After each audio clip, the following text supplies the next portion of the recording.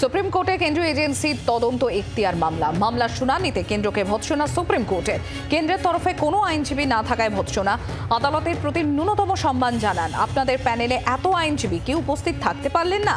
এটা কাম্য নয়। কেন্দ্রের উদ্দেশ্যে মন্তব্য সুপ্রিম কোর্টে। রাজ্যের অনুমতি ছাড়া এজেন্সি তদন্তের বিরোধিতা করে মামলা করে রাজ্য। সুপ্রিম কোর্টে কেন্দ্রীয় এজেন্সির তদন্ত এখতিয়ার মামলার শুনানিতে কেন্দ্রকে ভৎসনা সুপ্রিম কোর্টে। রাজীব চক্রবর্তী আমাদের প্রতিনিধি রয়েছেন আমাদের সঙ্গে। রাজীব, কেন কেন্দ্রকে ভৎসনা করা হলো সুপ্রিম কোর্টের তরফে?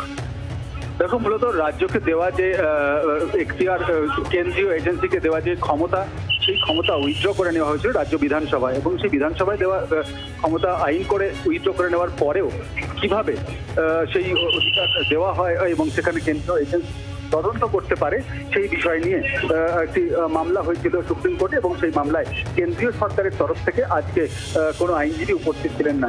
বিচারপতি বি.আর. গাভাইয়ের এজলাসে এই মামলাটি ওঠে এবং সেখানে এই প্রশ্ন ওঠে, সেখানে কেন্দ্রীয় সরকারের কেন কোনো আইনজীবী নেই।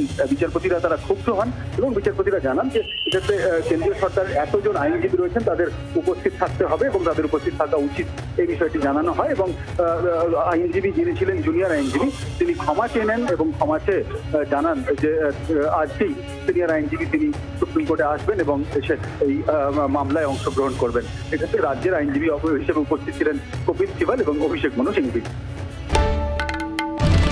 বাংলার আওয়াজ, বাঙালির আবেগ, জি 24 ঘন্টা।